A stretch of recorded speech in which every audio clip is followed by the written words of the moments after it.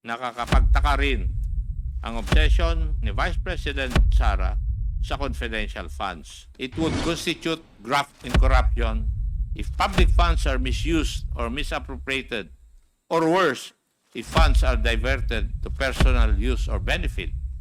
Resource persons tayo noon na hindi sumisipot o sinasabing wala silang personal involvement o participation.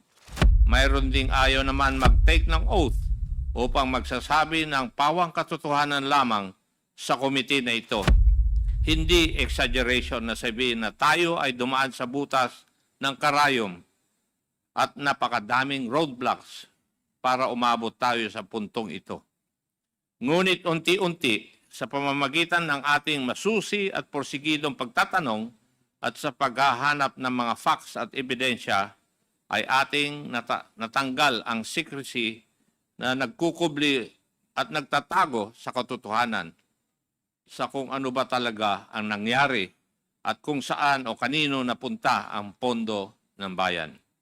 Ito po ang money trail ng confidential funds ng OVP at DepEd based on the testimonies of Special Disbursing Officers Madam Gina F. Acosta ng OVP at ni Ginoong Edward Fajarda ng DepEd. The money trail of the confidential funds for both agencies looked exactly the same. First, after finishing all internal financial processes and documentations and securing all required signatories in the disbursement vouchers, including Vice President Sara Duterte herself, the SDOs received the land bank checks representing the confidential funds for each quarter. Malalaking halaga po ang mga ito. Sa OVP pa lang, nakakuha sila ng 125 million bawat quarter simula noong 4th quarter of 2022 hanggang 3rd quarter of 2023. Sa DepEd naman, 37.5 million kada quarter for 3 quarters or a total of 112.5 million. Suma total, 612.5 million po lahat. The SDOs themselves are the payees in these quarterly checks. The next step was for the SDOs to encash the confidential funds checks. Sabi po ni SDO Edward Fajarda, pina-encash po niya ang bawat isa nung tatlong 37.5 million checks sa Land Bank DEX branch, cold cash. Nilalagay sa 2 duffel bags at isang backpack ang cash. May kasama raw siya noong 3 beses na yon na kilala niya lamang bilang Alan. Matapos mag-encash, dinala niya ang cash sa kanyang opisina sa DepEd.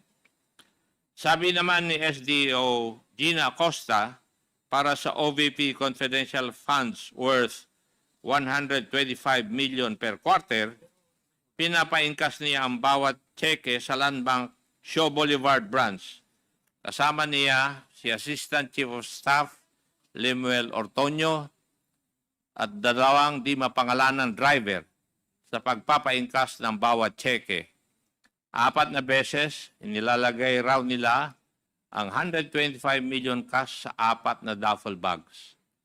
Pareho sinabi ni Acosta at Ortonio na mula sa Land Bank ay pumunta na sila sa opisina ni Madam Gina Acosta sa Office of the Vice President. As if it was all planned and orchestrated or part of a common design, both SDO Acosta and Fajarda said that the Vice President directly instructed them to hand over the cash representing the confidential funds to certain security officers. For DepEd, may itinalaga raw si Colonel Raymond Lachica, ang head ng Vice Presidential Security and Protection Group ng isang security officer na nangangalang Colonel Dennis Nolasco, kung saan weekly nagbibigay ng pondo si SDO Fajarda amounting to 4 to 6 million per week. For the Office of the Vice President, si Colonel Lachica raw mismo ang security officer na buong pinag-aabutan ni SDO Acosta ng 125 million every quarter.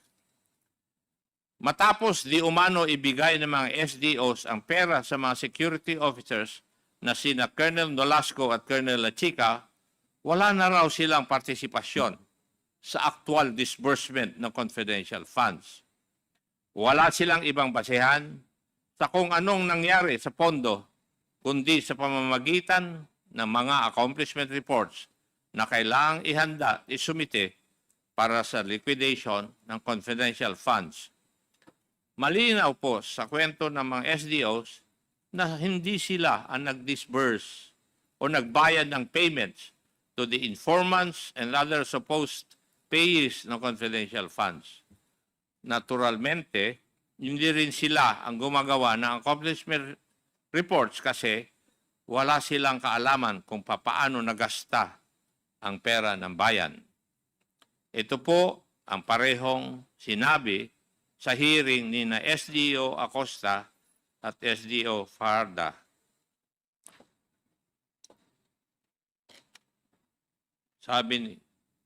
Sabi, wala po akong alam sa pag-implement po ng confidential activities dahil po hindi ko po iyan in line sa aking pinag-aralan. Your Honor, hindi po kasi ako ang expert diyan. Si Colonel Nolasco po, siya po kasi ang gumawa niyan. Ito po yung mga sagot ng ating mga resource persons noong mga hearing. It is also being made to appear that the acknowledgement receipts or the documentary evidence of payments, o tawag natin ay DEP, supposedly also came from these security officers. Hindi po malinaw para sa akin ang kwento nila kung kailan inaabot sa kanila ng security officers ang acknowledgement receipts. Pero ang malinaw po sa mga AOMs ng COA na hindi sinubmit ang mga acknowledgement receipts kasabay ng kanilang mga liquidation reports. Mukhang parati na lang afterthought ang pag-submit ng acknowledgement receipt sa COA. Ito ay sinubmit kasabay ng mga letter response na pirmado ni Attorney Poa para sa DepEd at para sa OVP ni na Attorney Lopez and Ginoong Ontorio. Sila nag-submit ng acknowledgement receipts sa COA. Isa pong obserbasyon sa mga revelations na ito ng mga SDOs at mga ibang opisyal at dating opisyal ng DepEd at OVP, tila ba sinasaya tayong nililito, nililigaw at pinapagulo ang narrative sa kung ano ba talaga ang nangyari sa OVP at DepEd confidential funds. Kung inyong matatandaan, nung una ay sinabi nilang tanging ang mga SDOs lamang ang may kaalaman sa disbursement ng confidential funds. Ngunit nang magpakita na ang mga SDOs sa committee hearings at tinanong sila, wala din daw silang alam sa mga detalye patungkol dito sa mga confidential funds. Lahat po sila ay nagtuturuan. Pero sino nga ba ang pumirma sa mga accomplishment report at certification? Ang mga SDOs at si Vice President Sara Duterte. Kung totoo ang sinabi ni na SDO Acosta at Fajarda, malinaw na ito'y paglabag sa Joint Circular 2015-01 o ang guidelines sa paggamit at pag-audit ng confidential at intelligence funds na tila ginamit lamang sila bilang middlemen o pass-through ng pondo. Nananatiling misteryoso at tago kung saan talaga napunta ang confidential funds. Isang butas sa guidelines na dapat tugunan sa pamamagitan ng batas. Mula sa Davao City na lumaki noong siya ay mayor hanggang sa mas malalaking pondo ng mapas sa kamay niya bilang Vice President at DepEd Secretary, nakakapagtaka rin ang obsession ni Vice President Sara sa confidential funds. Marahil ito'y dahil sa kalakip ng opacity at antas ng secrecy sa pag-disburse ng mga confidential funds na tila nagiging daan upang ito'y abusuhin ng walang accountability. At pagbaliwala sa mga alituntuning ito ay isang paglapastangan sa tiwala ng publiko at sa prinsipyo ng pananagutan na dapat sinusunod ng bawat institusyon ng pamahalaan, lalong-lalo na sa opisina ng pangalawang Pangulo. Let me remind the public of what is at stake here. It would constitute graft and corruption if public funds are misused or misappropriated, or worse, if funds are diverted to personal use or benefit. And given the amount we are talking about here, this may be under the crime of plunder. We leave it to the investigative bodies of the government to investigate the crimes committed here.